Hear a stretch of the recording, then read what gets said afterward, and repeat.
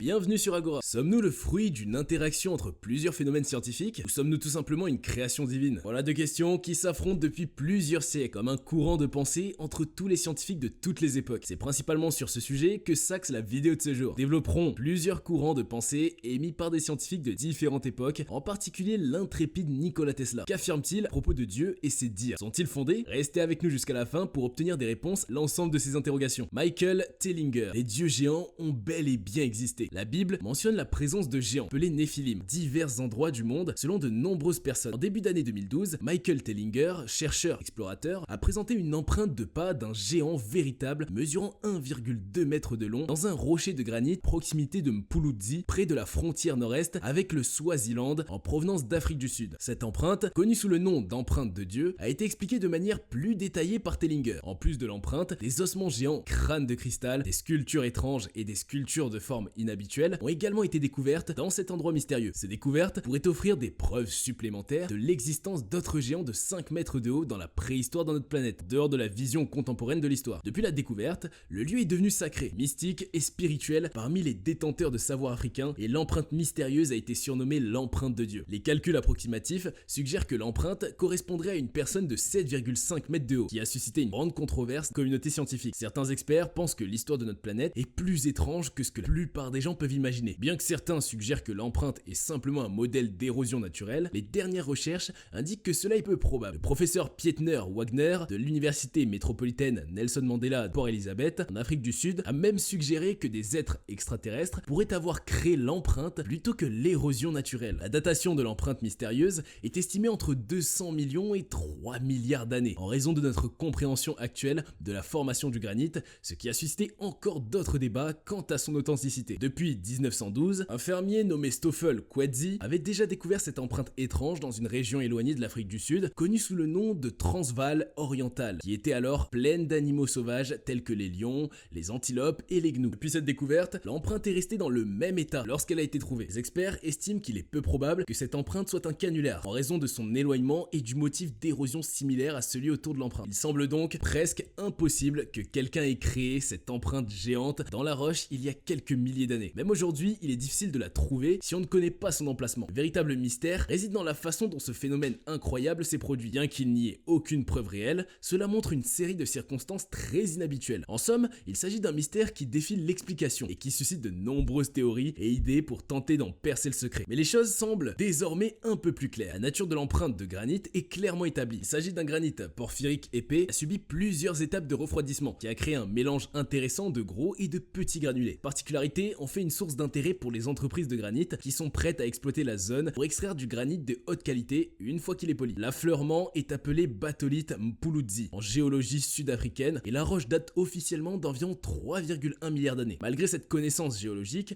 l'empreinte de granit elle-même reste un mystère fascinant et inexplicable. L'empreinte mystérieuse a suscité de nombreuses questions quant à sa signification et à son origine. Certains y voient la preuve de l'existence des fils géants de Dieu appelés Néphilim mentionnés dans la Bible et d'autres écrits, tandis que d'autres experts évoquent d'autres théories, que les enfants de Seth, des anges, des extraterrestres, des monstres ou encore des descendants hybrides étranges. Les légendes mythologiques, différentes cultures, décrivent également des relations entre les dieux et les mortels, produisant des demi-dieux ou des héros. Il existe aussi une mythologie commune, décrit comment une race d'hommes, stature gigantesque, a existé autrefois. Les Néphilim, selon les écrits, sont les descendants des alliances mauvaises entre les êtres divins et les filles des hommes. Le terme « il y avait des géants sur la terre » à cette époque signifierait l'union des fils de Dieu et des filles des hommes. Cependant, il est possible que les Néphilim aient existé séparément des mariages mixtes, et le terme « été sur Terre » à cette époque établit simplement la période antédiluvienne. Malgré l'absence de preuves concrètes pour confirmer l'une ou l'autre de ces théories, les sceptiques ne doivent pas rejeter immédiatement la découverte de l'empreinte. Certains historiens rappellent que nous connaissons très peu de notre histoire et que nous devons garder l'esprit ouvert aux possibilités infinies, multiverses ou de toute autre origine autre que le Big Bang. Nous sommes donc confrontés à un vrai mystère qui nécessite une enquête plus approfondie pour expliquer l'origine de l'empreinte de Dieu. Newton, Darwin, Einstein et Hawking, 4 scientifiques qui semblent reconnaître l'existence de Dieu. Michael Blay, un historien des sciences, souligne que les scientifiques ont toujours réfléchi à la question de la place de Dieu dans la physique, avec des réponses qui reflètent les époques. Au Moyen-Âge et jusqu'au siècle des Lumières, il était plus facile de concilier science et religion, car les hommes avaient encore beaucoup à découvrir sur le fonctionnement du monde. Cependant, à la fin du 19e siècle, la science semblait capable d'expliquer tout ce qui se passait dans l'univers. Pour montrer cette variété de pensée, 4 grands savants ont été examinés. Isaac Isaac Newton, souvent considéré comme un grand scientifique moderne, était en réalité un fervent théologien et alchimiste. Bien que ses travaux sur l'attraction universelle et l'optique soient célèbres, il a principalement écrit sur la théologie et l'alchimie. Au XVIIe siècle, alors qu'il essayait de comprendre les secrets de l'univers, la chimie moderne n'existait pas encore et ses collègues platoniciens, Cambridge, étaient attirés par la théologie, les croyances diverses et l'alchimie. Dans ce contexte, Newton a écrit son œuvre majeure, les Principia, qui ont marqué l'histoire de la science en explorant le mouvement des corps. Cependant, selon Michel Blay, physicien, historien des sciences et directeur de recherche au CNRS, il serait faux de penser que Newton a écrit cet ouvrage comme un ingénieur. Son objectif était de démontrer l'harmonie du monde créé par Dieu. Pour Newton, Dieu jouait un rôle actif dans le monde, contrairement au Dieu de Descartes qui donnait l'impulsion initiale à l'univers avant de le laisser se débrouiller seul. Celui de Newton intervenait constamment. Ainsi,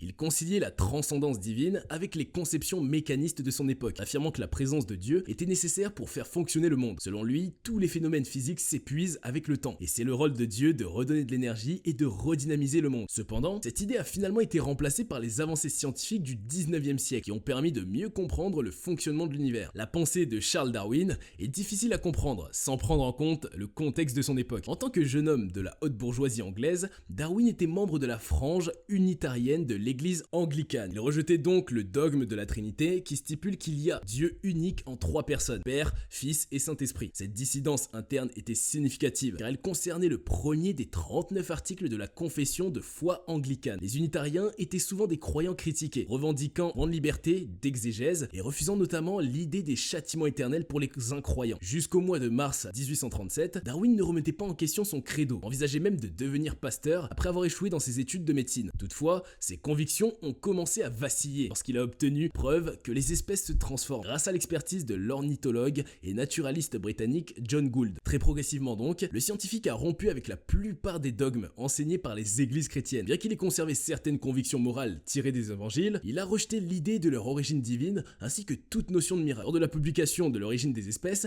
Darwin ne croyait plus dans les dogmes irrationnels du christianisme et avait choisi la science. Dans une lettre personnelle à son ami Joseph Dalton Hooker, il a exprimé le sentiment d'avouer un meurtre. Il était difficile de concilier l'idée d'un Dieu personnel avec la théorie de l'évolution. En effet, la théologie fonde preuve de l'existence de Dieu sur la perfection du monde naturel. Si les espèces étaient parfaitement adaptées à leur milieu, il ne pourrait pas y avoir aucune évolution. Darwin n'a avoué son athéisme qu'à sa famille. En public, il adhérait à la trouvaille malicieuse de Huxley qui lui permettait de ne rien affirmer sur les questions métaphysiques et de ce fait de n'être jamais mis en demeure de prouver ni l'existence ni la non-existence d'un Dieu personnel créateur de tout ce qui existe. Cependant, à la fin de sa vie, il était intimement athée. Albert Einstein, le célèbre physicien et inventeur de la théorie de la relativité, a longtemps été considéré comme un athée. Mais son point de vue sur la religion est beaucoup plus nuancé que cela. En réalité, Einstein ne croyait pas en un Dieu personnel comme décrit dans les religions organisées, avec des pratiques et des célébrations obligatoires. Pour lui, le sentiment religieux était plutôt lié à l'émerveillement qu'il ressentait face à l'univers qui l'entourait. Dans un de ses récits, Einstein a déclaré que l'émotion mystique était la plus belle émotion que nous pouvions éprouver, et que c'était là le germe tout art et de toute science véritable. Cette émotion provenait du fait de savoir que quelque chose d'impénétrable existait vraiment et se manifestait comme la haute sagesse et la plus rayonnante beauté dont les formes les plus grossières étaient seules intelligibles à nos pauvres facultés. Pour Einstein, cette connaissance était au centre du véritable sentiment religieux. Cependant, il est important de noter que la tirade la plus célèbre d'Einstein concerne sa réfutation de l'idée d'un dieu jouant au dé. Comprendre ce qu'il voulait dire par là, il faut remonter 2 siècles en arrière jusqu'à Spinoza, philosophe néerlandais que Einstein révère. Spinoza disait en substance que nous croyons libres, mais que nous sommes comme la pierre qui tombe, soumis aux permanences, à l'effet de la gravitation, phénomène complètement prédictible. Dans ce contexte, Einstein pensait que tout l'univers pouvait être compris par l'intelligence humaine et certains événements, trajectoires des électrons, s'avéraient impossibles à prévoir dans le monde de l'infiniment petit. Tout ce que l'on pouvait dire, c'est qu'ils obéissaient à une loi de probabilité. Einstein refusait d'admettre cela et pensait qu'il devait exister des variables cachées permettant de prédire le lieu où les électrons se dirigent. Sur ce point, il s'est trompé. Ainsi, Einstein, la religion n'était pas une question de croyance en un dieu personnel, mais plutôt un sentiment lié à l'émerveillement face à l'univers et à la connaissance de l'existence de quelque chose d'impénétrable. Sa vision de l'univers était basée sur la compréhension de ses lois et de ses processus. Et il a également reconnu que certaines choses restaient inexplicables. Einstein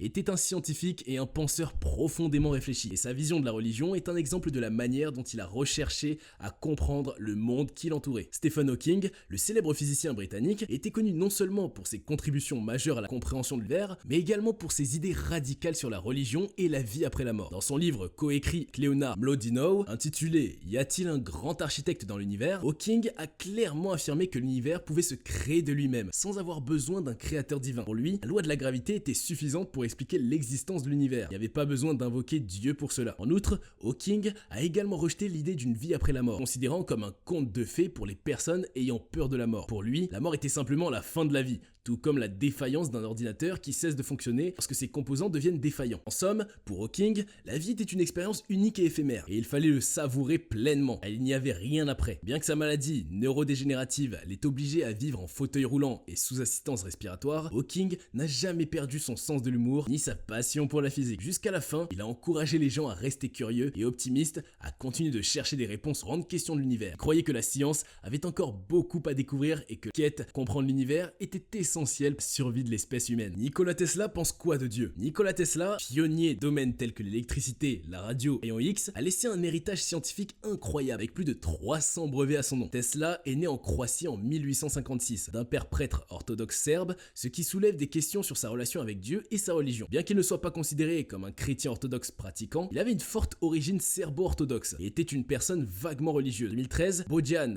Ljubardzić, maître de conférences à l'université de Belgrade, faculté de théologie orthodoxe, a déclaré dans un discours que Tesla avait exprimé des points de vue qui ne sont pas en phase avec la doctrine orthodoxe. Cependant, Tesla se faisait remarquer par son engagement sans relâche au service de toute l'humanité, son ouverture libérale et par le fait qu'il a très bien compris que Dieu et religion ne sont pas égaux ou mutuellement réductibles. Néanmoins, Ljubardzić a conclu que les actes, les paroles et l'héritage ecclésial de Tesla font de lui un véritable fils de l'église serbe-orthodoxe. Bien que Tesla ne soit pas considéré comme un fervent chrétien, son héritage ecclésial et ses paroles montrent sa croyance en Dieu. Dans une anecdote, il a accueilli l'évêque Nikolai Velimirovitch, un ami proche et fils d'un prêtre, dans son laboratoire en 1927. L'évêque a demandé à Tesla s'il avait le moyen de voir le courant de puissance à l'œil nu. Tesla a répondu que cela était impossible, comme les gens demandant à voir Dieu. Tesla a ainsi montré sa croyance en la force invisible de l'électricité, tout en faisant un parallèle avec la croyance en Dieu. Il est également important de mentionner que Tesla a beaucoup écrit sur la nature de l'univers, la vie et la conscience. Dans son livre Man's Greatest Achievement, il a écrit: la croyance religieuse doit nécessairement s'effacer devant la vérité de l'expérience